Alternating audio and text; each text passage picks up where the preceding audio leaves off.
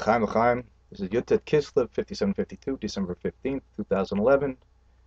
The anniversary of the liberation of the Alter Rebbe, the first Chabad Rebbe, from jail. Chaim. All over the world, Lubavitchers are farbrengen tonight. We're celebrating the liberation of our Chabad Rebbe, and from this, we get Chabad houses all over the world who serve and teach the Yidden primarily and the Gentiles the duties of how to live. The Alter Rebbe went to jail because he was spreading and strengthening Yiddishkeit, and particularly the inner dimensions of Torah. And the angels were in an uproar because this has never been done before.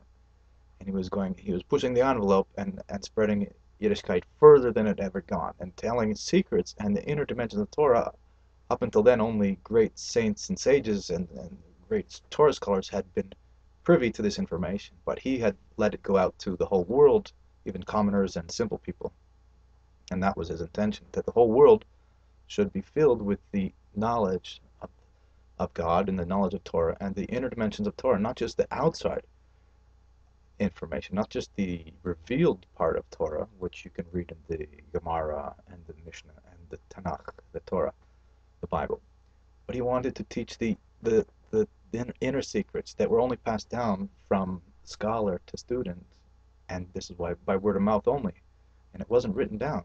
But he was spreading it and teaching it openly, letting even common people understand the inner dimensions of Torah.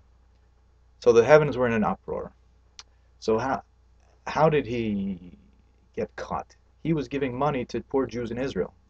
Now he was in Russia, and Turkey was the power that ruled over the land of Israel at the time. They were the leaders. They were the possessors, the occupiers of the land. But Russia was the enemy of Turkey. So Russia brought charges against the Alter, the Chabad Rebbe, because he was giving money to people in Israel, thinking it's to the Turkish army, the Turkish enemy of Russia. So they put him in prison, telling them on charges that he's a traitor to the Russian government. However, he was just giving money to his own poor people, the Jews over there in Israel, who had nothing to live on but food and poor people. He wasn't giving to the Turkish government, he was giving to the Jews. Anyway, the heavens were in an uproar. They didn't want this to go on, they couldn't take it. So the angels made complaints against God, and they made a court case in heaven. It turned out that he went to jail for 53 days. And after 53 days, he was released on this date. Yutet Kislev, what was the year? I don't know. But now we're celebrating the liberation. So up until then, the angels were happy. They were letting things go as normal. But he was pushing something a little further than had been done. He was changing the world. He was educating things that were normally not taught. So for 53 days he was in prison, and that's because the heavenly court had a court case against him. And finally it was decided in court that he was permitted to release this information and teach it into the world. And hence we have Chabad Chassidus, and we have the Tanya. So the Tanya is a wonderful, wonderful book. This book can bring Mashiach. And this Hebrew word behind me means Mashiach. It says Mem Shin Yud Chet, Mashiach. That means Messiah in English. King Messiah. He's the descendant of King David. And the Alter Rebbe, the Chabad Rebbe, was a direct paternal grandson of King David, from father to son to son to son, all the way down to the Alter Rebbe. So is, by the way, the Rebbe. Here's a picture of the Rebbe. This is the Lubavitcher Rebbe, the 7th Chabad Rebbe. And he wanted us to publish and print the Tanya throughout the world. And we did. It was published and printed in many, many, many cities. Probably you live in one of those cities. Even in small towns, the thing was published. The Tanya was published still. So we celebrate the Tanya, we celebrate the Alter Rebbe, we celebrate Chabad, Chassidus, and we celebrate Yiddishkeit. We're coming to Hanukkah in a week, when we celebrate the the victory of the Jews in the temple when the Greeks wanted to destroy the temple and take away the Jewish religion and destroy the Jewish religion, but we were triumphant. And so we celebrate every year with the festival of dedication, of lights. We use 8 candles and we celebrate. We eat donuts and whatever, we celebrate. So again, back to the story of the Alter Rebbe. Now today we celebrate, we make a big deal about it. We call it the Rosh Hashanah, the new year of Chassidut, the inner dimensions of Torah. We start reading the Tanya again every year today. So every day we do a portion, and then yesterday was the end of the book. Today we start at the beginning again. So that's what we call the Rosh Hashanah. So also in the news this week has been the shaving of Matisyahu's beard. We're all a little bit shocked, and some of us are not surprised. And I want to talk a little bit about the beard. The beard is known in the Jewish religion as a symbol of God's holiness. The 13 characteristics and attributes of mercy are brought down into the beard.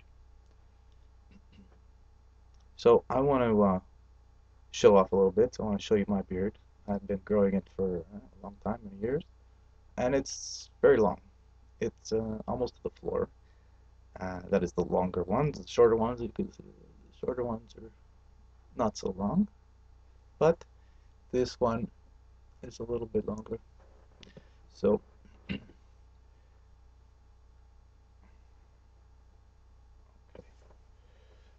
I'll show you how long it is.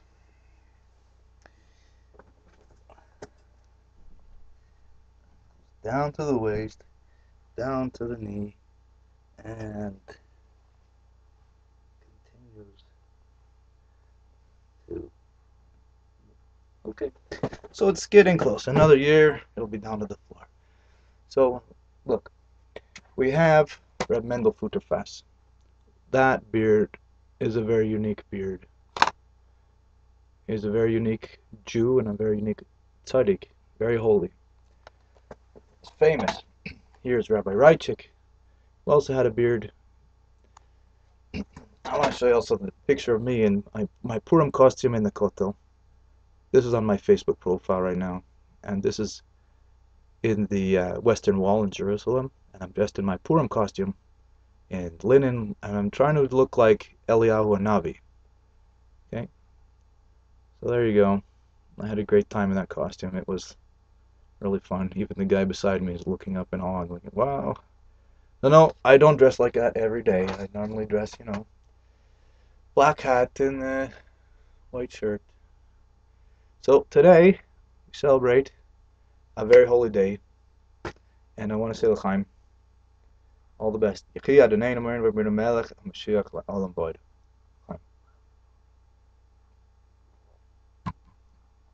Alright, so beards are very holy. You'll notice that all the real old Chassidim, they won't cut their beard, they won't trim their beard, because many righteous, holy scholars have taught us that the beard is very holy and we're forbidden to touch it. And you'll see in many of the cultures in the world, for instance, the Sikh from Punjab, or the Muslim people, and a lot of other cultures, they grow the beard and don't touch it, and they think it's holy. Now, in the Jewish religion, it's no different. All of our righteous forefathers have had beards. We read about it in the Bible many times. Aaron, Cohen, the priest, the high priest, Moses, the leader of the leader of the Jewish people, King David, we read about it in the Psalms. The beard, is known to be very holy. So, I'm proud of my beard. It grows very fast, but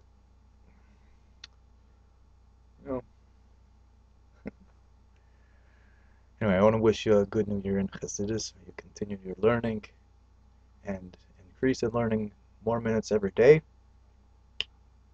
And from this, you will hasten and speed up the coming of the real Messiah, the Rebbe, Melech Mashiach.